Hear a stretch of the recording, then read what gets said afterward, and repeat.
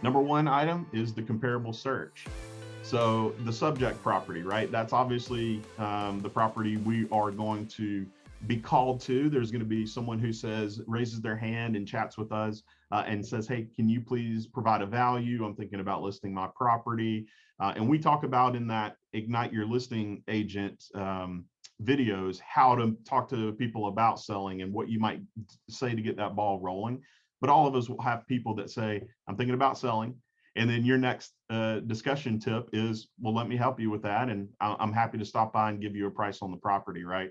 So that's kind of to get the ball rolling. But what we're really going to talk about is starting with that subject property, right? We want to know that property so that we can find comparables that are comparable to that property. So we have to know what that property is, what it looks like. The ways to do that, the easiest thing to do is to be able to find it in MLS if there was a previous listing. So not all properties do that. I completely understand that. But if there were previous listings for that property, that is going to be the best place to find that. Number two is the tax records.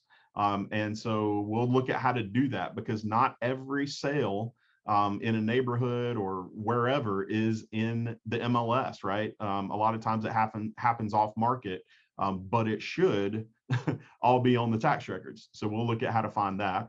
And then the last one is pretty easy, right? In person.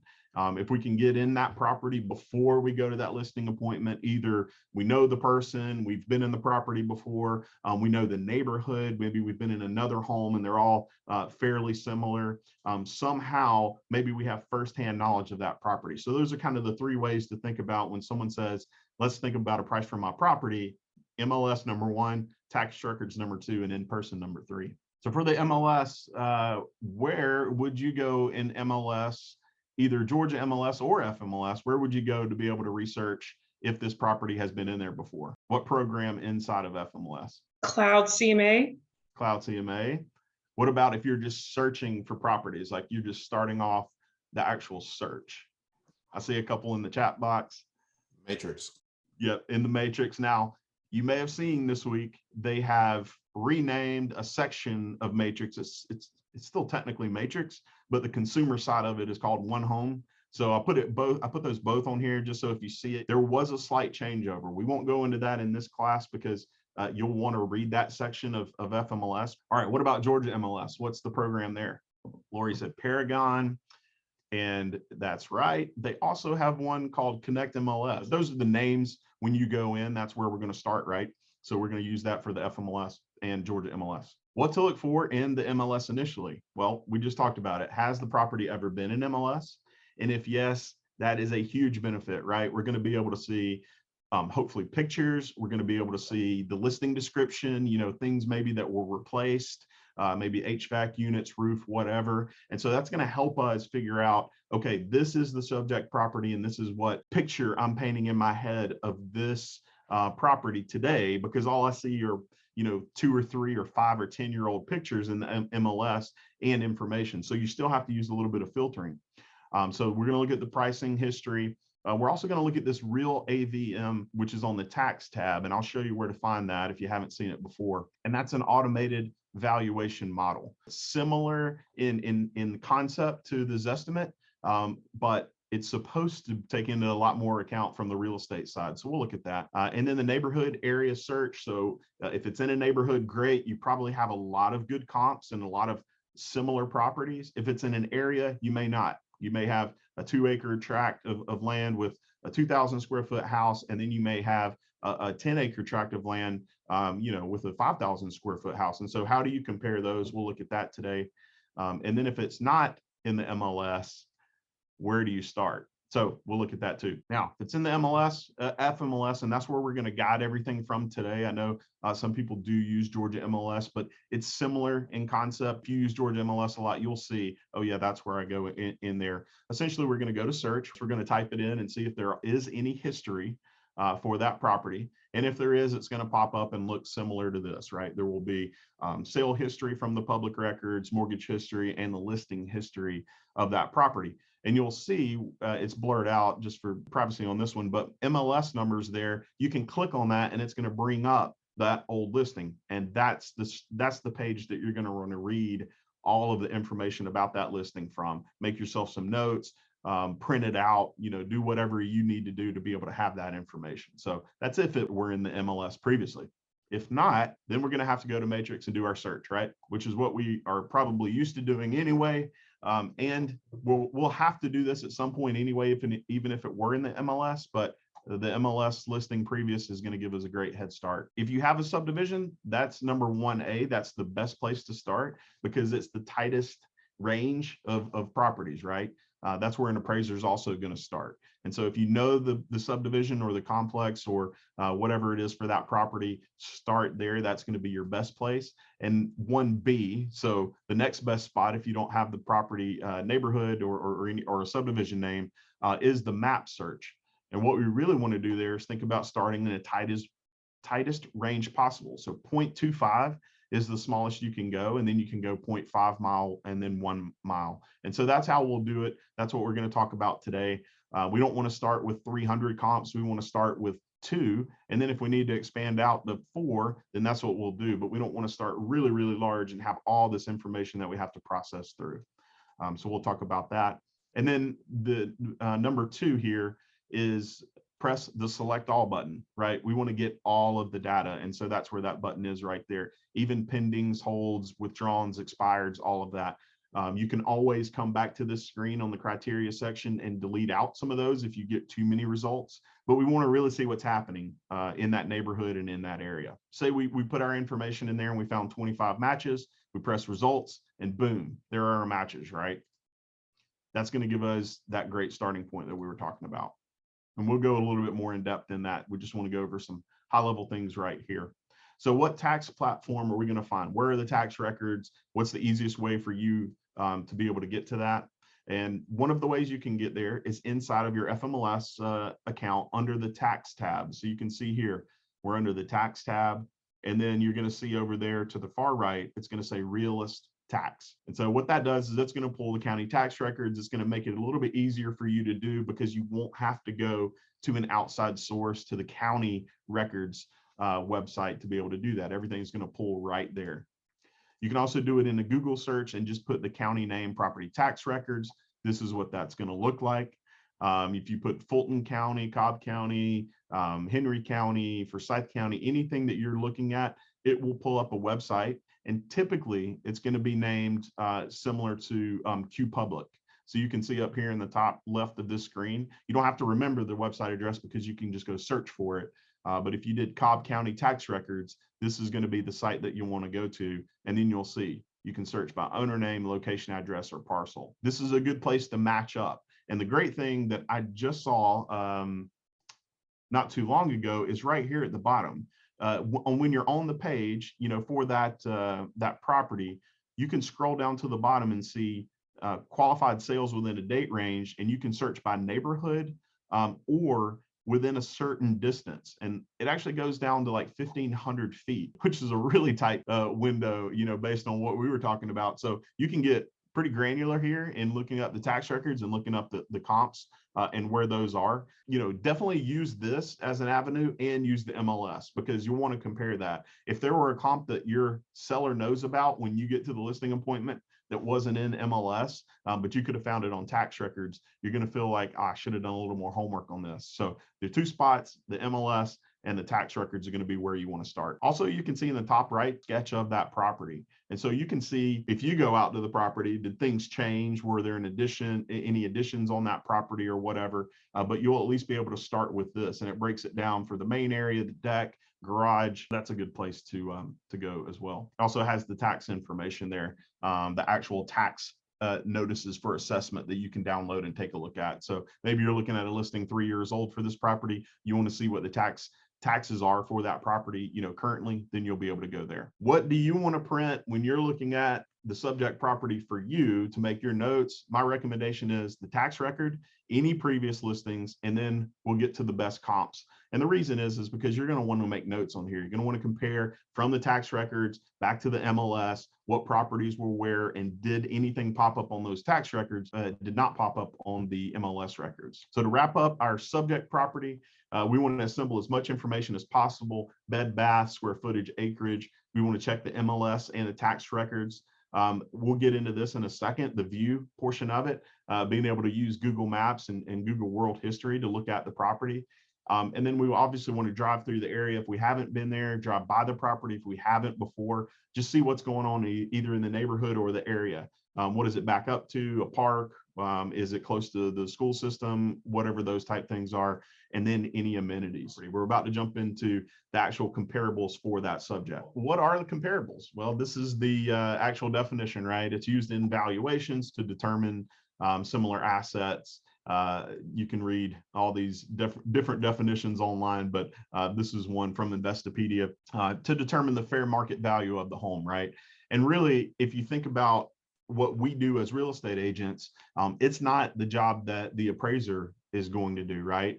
The thing that we are trying to do is look at what's happening in the market right now and what should we help how should we help guide the seller in pricing their property? And the appraiser is looking at a snapshot on the day that they're doing the appraisal, what's happening in the market up to that point, and then what is their opinion of that value. So although there are a lot of overlapping similarities between what we want to do and what the appraisers will come out and do, there are some differences in how we're going to look at it, because we're looking at it today. The appraisal may not happen for 45 days from now or longer, right? Depending on when we go to market, when it goes under contract. So where can we find comparables? Anyone want to take a guess? FMLS? Yes. Georgia MLS. Georgia MLS. Tax records. Tax records. That's right. So essentially the same place. We already talked about the MLS, right? We talked about the tax records. And now if you have a property that's newer, then you also may look in the new construction side of things. And that's really going to be either in the MLS if they had a listing in the MLS. And if they didn't, you'll be able to use a website like this, which is called newhomesource.com. And so that will give you some comparisons there. You really can't use this, new construction if it's a, 5, 10, 20-year-old property. But if it's a couple years old, you may be able to use New Home Source to find some new construction comparables, right? You obviously have to be in a tight window there from when that property was built, your subject property. But that's one that you may not think about right off the top if you have a newer home you're looking at.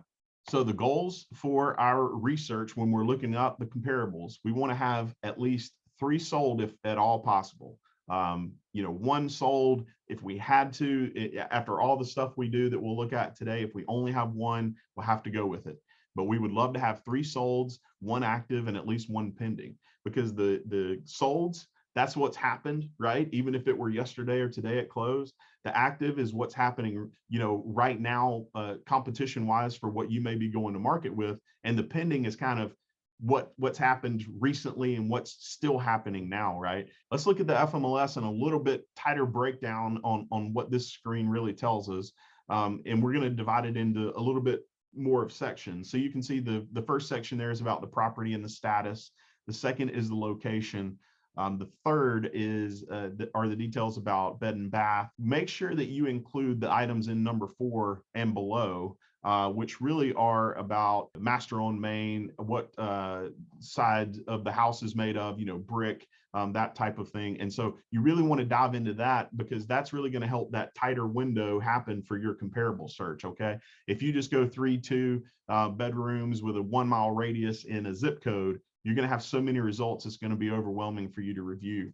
And don't forget about this piece. Michelle Velchek actually went over this in one of her investor classes recently, is there's an additional fields section on your FMLS that you can add or remove whatever you want. And so look at this one. You can actually do pool features, accessibility, dock, showing instructions, whatever you want. There's, I don't know, between 8 and 20 different items that you can choose from on there. And so if your comparable property, if your subject property has a pool and you want to find comparable properties that have a pool, then you're going to want to go in here and choose, you might choose none. And so that it does come back with anything with the pool, or if you have a specific pool that you want to compare against, you can search for that. So use this to your advantage. You can essentially add it to your FMLS matrix search page, and then save it as a template, save it as a standard, so that it's always there when you scroll down to the bottom, and you'll just be able to choose those items. But that way, again, it kind of tightens down how many comparables you're going to come back with on that search result, because a lot of agents get overwhelmed when they see 45 properties they have to go through one by one to see if it's a comparable. That's a waste of your time, really, because what we want to do again is start as tight as possible, and then if we got to grow it out, then that's what we'll do. Lori said, in today's market, how many months back do you suggest for comps? The way that kind of in the flow of everything is the tightest window possible. So 30 days or less. If you get some results, great. And it's so dependent on the property you're researching that there's really not a broad answer. But the answer is start as small as possible. 30 days. Then go to 60 days if you need more property results, and then go 90 all the way out to 1 year. That's really the answer. The thing you really want to think about is staying as tight of an area as possible, right? So if the property is right here, you want to go next door neighbor on this side, next door neighbor, and stay as tight of a window on that subject property. You can go back further in time. It's less advantageous to go further out in distance, if that makes sense, that balance. What we're going to do is find best practices for finding those comparables. And this is what also an appraiser will do, called bracketing. Well, what that essentially means is this right here. We'll look at some examples. So say you're looking at bedroom comparables. What do you type in the search box to be able to compare, find certain comparables for your property, right? Well, if you think about +1, -1. So if our property that we're going out, our friend said, come list my property, or come give me a listing presentation and help me guide me towards a price. If that subject property has 4 bedrooms, then we're going to want to go on one side of 4 and the other side of 4. So 3 to 5, right? You could go exactly the number of bedrooms, exactly the number of bath in your search criteria, but you're probably going to find that bracketing helps a little bit. And then if you needed to still drill down further, then you can come back and go specific on that number. I would recommend starting here. So subject property has 4, and that will find every 3, 4, and 5 bedroom property. Then we're going to look at bathrooms, same thing. We're going to do, if it has 2 full baths, it might say 2.5, whatever, just bracket that full bath number, 1 to 3. Acreage, a little bit trickier. The recommendation would be to start, if your subject property has half an acre, go 1/4 acre to 3/4 of an acre, up to 1 if you need to, just depending on the results. All of the results you see on Matrix are real time. So everything you plug in here, you'll see. All right, I started out with 40 comparables. As you put this information in, it's going to drop to 30, then 20, and then 10, 15, wherever, somewhere in there. Year built, same thing, bracket. If it was built in 2005, you might put a bracket on there from 2000 to 2010. So 5 years roughly on there. For the subdivision neighborhood, again, we want to stay in that neighborhood unless there are 2 homes in the neighborhood and you just can't stay in there because the other home never sold. So if no neighborhood, again, that's where our baseline comes in. As tight of a distance as possible, 1/4 mile, 1/2 mile, 1 mile. And then the kind of wild card there is if you needed to go out further than that, stay within the elementary school boundaries for that subject. So that subject's in Roswell North Elementary School, then search for your comparables in Roswell North Elementary School. If you had to get further and further out because of the comps, you just weren't finding enough comps, right? Stay in the elementary school because it's a tighter window, and then the high school, right? The high school is typically bigger area, and the elementary school is a little bit tighter. And kind of that's if you had to get there. For the basement, you can say has basement, does not have basement. I wouldn't get so specific if your subject property has an unfinished basement that you wouldn't also look for any home with a basement, right? Some people may say, well, ours is unfinished. Let's look for only unfinished basements. You probably just want to search for, when you go in your matrix, you can make multiple selections, finished, unfinished, partial. You may just want to select all of those in your initial search. If you're doing the basement comparison. Obviously, if it doesn't have a basement, your subject, try to search for not basement. That's a difficult one to comp out if there are other comps there, that do or don't have a basement. So make sure that criteria happens for you. And again, if no results, you can remove those criteria. But take a look at this, pyramid here, because really this is a good visual of how we want to start. The top of the pyramid is obviously smaller. And so we want to start with the smallest amount of comps possible. That's why we drill down on this MLS search results. Because if we have 5, then they should be 5 really good comparables for our property. If we have 1, then it's probably going to be the best comparable, but then we're going to need to go down to that second level of a pyramid and open it up a little bit more. So, you may start in that one, you may start with distance, right? So you maybe you had to do 1/4 mile, you might go out a 1/2 mile. Now let's keep all the other criteria the same, but go out a little further, right? And you might use that as your button to go further and further out. If you had to go, then you can go acreage, because you really want to think about what an appraiser is going to be able to adjust for, because we can price the property for $1 million. But if the appraiser says it's worth 400,000 based on all the comparables right beside it, that's what it's going to appraise for, right? And so really, we always have to kind of keep that in the back of our mind, is we're not only doing this just for market purposes and what the seller wants, but we want to also try to prep them for that appraisal. Some additional criteria you can look for, like if you had, say, 15 results came back on that search we just did, well, you could look at, 1 to 2 car garage versus 3+. If your comparable has 3 car garage, then you're going to want to search for that in your subject searches if you have so many extra results, you know what I mean? And so these are kind of the additional steps to narrow it down. Cul-de-sac or not, you're going to have to look at the map to figure that out. Sometimes it's on the listing, sometimes it's not. Pool versus no pool, brick and no brick. Is it close to the road, or what does it back up to? And then the system's age, you'll really only know by being able to look in the listing itself and see if the property disclosure is uploaded for a previous listing. But if you that's kind of getting really, really, really tight on being able to get to that comp. The view and the location, we're about to jump into this. I know we've all been to Google Maps, right? Or Apple Maps, or whatever you like to use, and you've looked at your property or the subject property. You can see it in Matrix, right? When you click the address link, it shows you the satellite view of the property. That's a great place to start when you're looking for different things in the property, where it backs up to, is there a landfill nearby, all these great things, right? Take a look at this. This is what the actual historical maps can show you inside of this Google Maps thing. So this was back in 2008. So we obviously had quite the drought there that made this happen. But this is the same map on Google Earth from 2008 to 2019. And so you can see, like, if you were listing this property and, or 2019, and you were back in here, you're like, hey, this is great, great water access to the lake. And if you look in here, back in 2008, that's a pretty rough area that was, deeply impacted. Now, it was a serious drought. There was a lot of issues with that part of it. But the thing that this shows you is that it can happen, right, in these listings. And so it's always good to have more information than less. But if the seller's like, oh yeah, it's drought proof, you can always pull up things like this on Google Earth. The one caveat there is that you have to download this. You cannot just go to the website and access it. The historical maps, you actually have to download the program to get to. So the next thing we'll look at is also within Google Earth.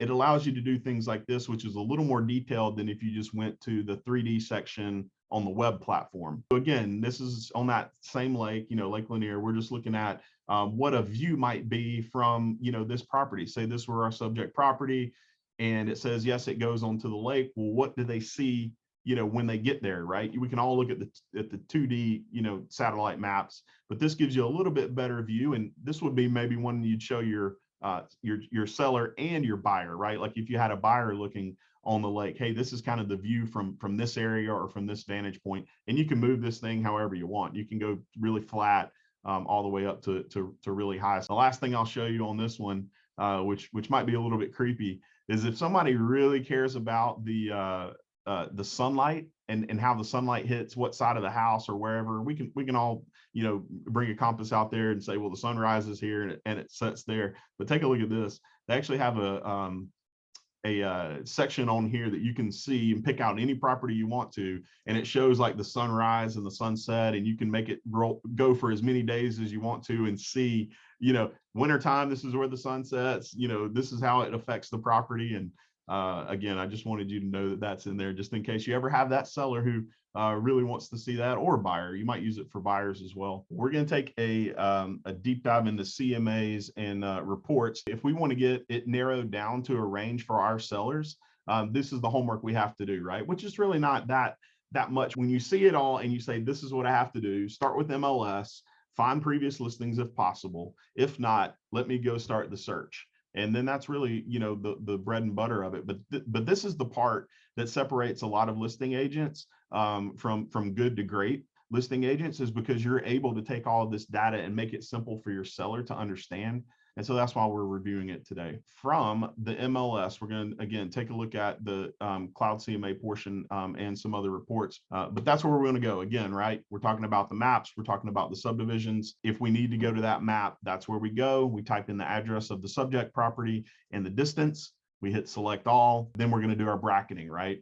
On this one, we did 3+, 2+. You can do that. You can do bracketing, whatever you want to do. You can also put in a price range. If you know approximately this house is worth somewhere around 400,000, if you wanted to keep your results down, you could go 300 to 500 or 200 to 700, whatever you wanted to do. Again, we're just trying to get 10, 15, 20 properties at the most that we start with, and then we can drill down from there.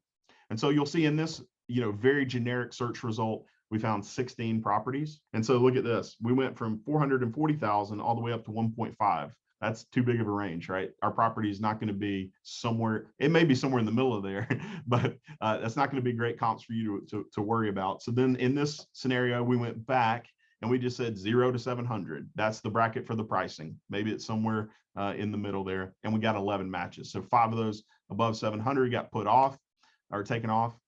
And now we're going to go look at these properties. So now we have some sold properties, a couple of pendings, and 1 under contract, 1 active under contract and 2 pendings. Essentially the same thing. So this is the properties we're looking at. And if you didn't know this piece, over in your agent display, you can click that button down and actually see what's a portal side by side. So it shows a little bit of info about the property and then the pictures. And if you clicked on that, you can scroll through the pictures. If you click on the listing, obviously it'll take you to the listing, but you use this however you want. If you like the single line display like this, that's a good spot to start from. You can also add in a few different columns. Like if you find yourself using certain columns, the ones I like, I can't remember which one defaults here and which one doesn't, but I don't think current price per square foot defaults. So I added it and then I just saved it as a template. And then if you scrolled all the way out to the right, I don't have enough screen here to show you, but I actually broke it out by, main floor bedrooms, second floor bedrooms, all of that, just so that it's all here. And then you can always download this as an Excel spreadsheet and just take a look at it. If you're the type of person who likes to print and draw on the things and circle and highlight, then this is going to be a really good option for you. But at least you have that data, and again, you can see it there. So make your MLS search matrix home screen how you want it, and really set yourself up for that next listing too, right? So you don't have to repetitively look for that. So we found our results. We're looking at the information. We started with 16, and so now we're trying to hone that down, right? We want to get, again, at least 3 solds, a pending and an active if we possibly can. We're going to go through all of these pictures. We're not going through these pictures today as a group, but that's what you would do, right? You would say, okay, I know my subject property. I know about what's updated in there, what's been updated the last few years. If you don't know that information, we have it in our Ignite Your Listing Agents video series. So what you'll do there is do what? How would you find out if that home's been updated? So let's say you're not going to the property yet to see it. How would you know what's been updated in that property and what hasn't if you don't have an MLS listing and you yourself haven't been in there? What would you do? You ask the seller. You ask the seller. That's right, Greta. And so, we talk about in that listing series what to say, and it's essentially a pre-listing appointment. Tell me about any updates you've made. If there's anything you could change in the property, what would that be and why? Because that's another side, is we want to know what's updated, but we also want to know what's not been updated and what's kind of been sitting there for a while. Maybe it's 10 years old that needed to be replaced 10 years ago. And so now we know that. Now we can at least try to paint a picture in our head before we've gone out there. So again, what's updated, what's not updated. This is another scenario where my recommendation is to have a sheet of paper and you're writing out, okay, this is a great comparable. This one has an updated bath, a new HVAC, and the minus, for this property is it backs up to the highway. The minus is this roof is 35 years old, because when you're going back in and doing your comparables with your comparison search with your subject, you'll want to remember those notes, and it's going to be hard once you get 4, 5, 6 properties in there to do that. So you can see the second one, it's brick all sides, new quartz in the kitchen. The negative for this one is the appliances are old and the deck needs to be replaced. All of those things you can see from the pictures, right? And so that's or the description or the seller's property disclosure that's on that listing. So there's a lot of information that's there that the public can't access, and so that's where you step in and are able to get that. Ultimately, what we want to do is get all of that down to a range. We talked earlier about the question, do you give your seller, your potential seller, a specific price, $371,000 we should go to market for, or do you give a range? And my advice in this is to give a range, and we'll look at the pros of that. And so maybe your comparable search, we went through all those comparisons there, and we found it's somewhere in the 330 to 370 range. Let's just say that, for example. Well, there's 330, there's 350 right in the middle, there's 370. Level of updates and features obviously increases with the price, and then you can more directly compare it. You might be able to get even a tighter range of dollars if you have seen the property or if you have pictures. But really what we're trying to get down to is a pricing decision. We want buy-in from the seller. This also tells you a lot of when you bring up these initial ranges of properties, you're able to decide with the seller's able to decide how aggressive they want to be on the pricing. If they go lower in the range, obviously it's going to be off the market in no time. It might be off the market in no time in the high range in this market, but just in general, if we're thinking about a balanced market. And then if you price a little bit higher in the range, it might sit on the market a little bit. Here's a comp that did that, right? This comp right here was priced a little bit higher. It sat 10 days. This home right here that was priced a little bit lower, it was gone in 4 hours, right? And there were 100 offers or whatever, and it actually went above list price. And you can at least show them that data, right? But they're choosing the actual price because you both want to be in on this decision.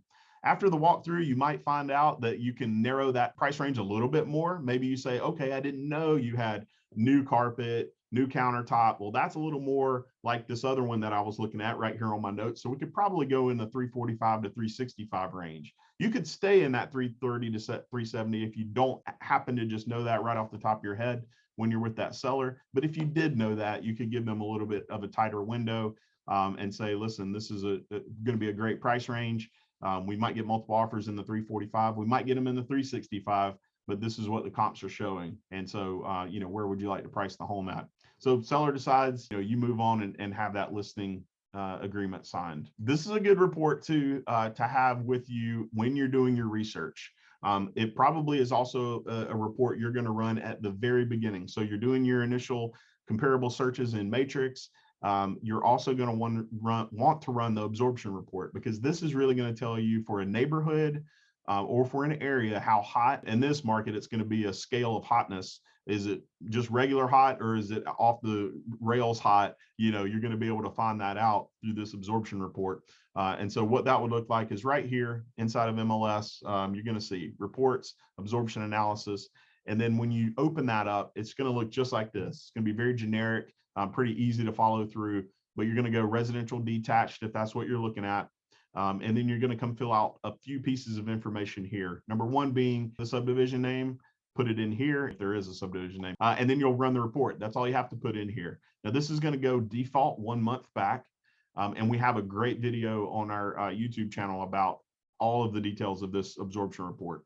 But you're going to run that CMA, get to the cloud CMA, and then run this absorption report right here. SolidSourceChannel.com, we have this 18-minute video that breaks down every piece of it and how to run this absorption report. If you don't have the subdivision, again, you can go back up here to number 2, the elementary school, and find that and then run that report. And what it's going to do is show you a breakdown of price ranges for that subdivision or elementary school area, whichever one you were able to run there. And then it's going to tell you how many days on market those properties have had, how much above list price those properties sold for or below, if that's what's happening in that area.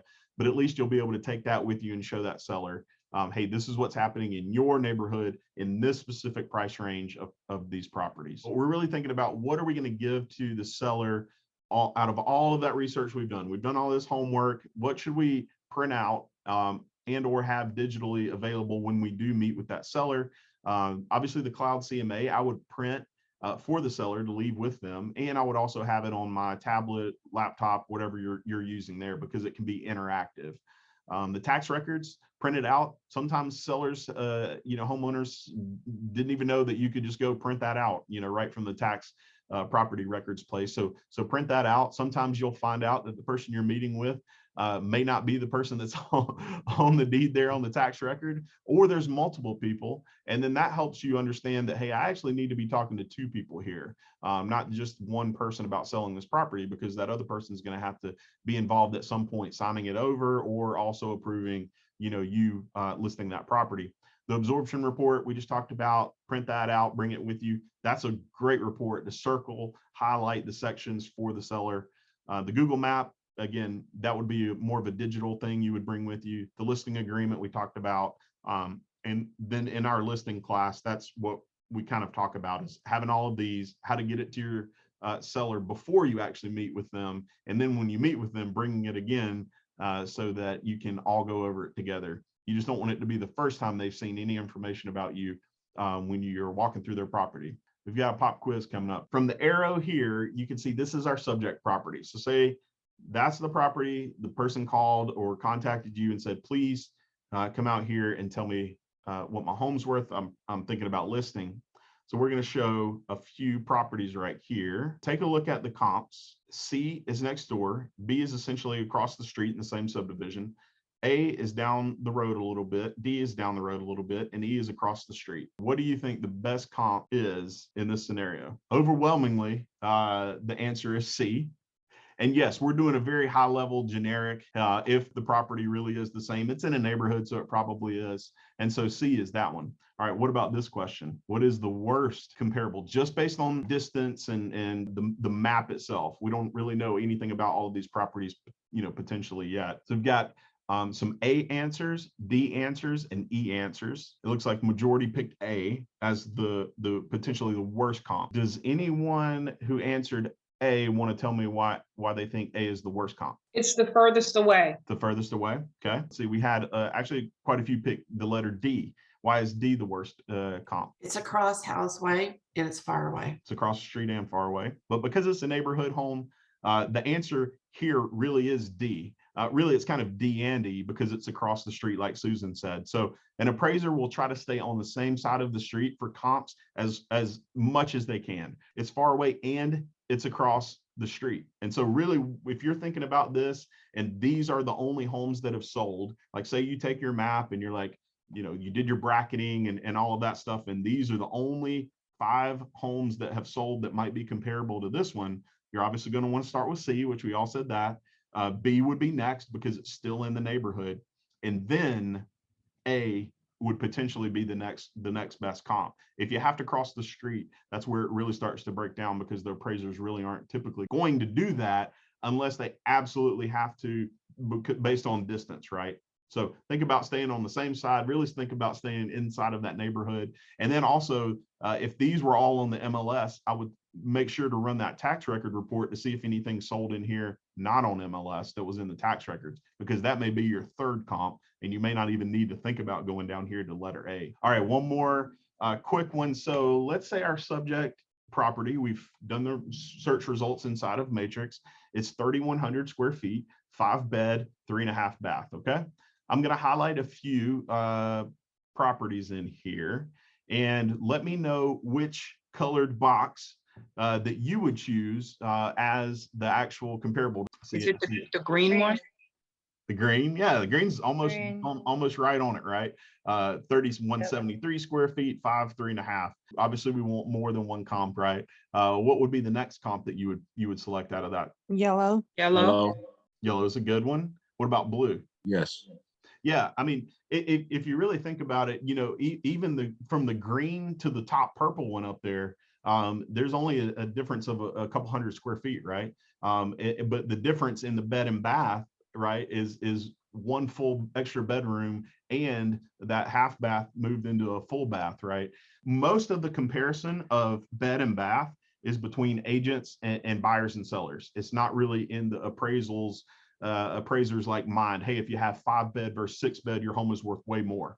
It's a lot of it's based on that square footage. If two homes were finished the exact same and they had the same amount of square footage, one could still be a 5-bed, one could be a 4-bed. So think about that scenario when you kind of start to break that down, right? It just means that they put another bedroom into the same amount of square footage as the home next door.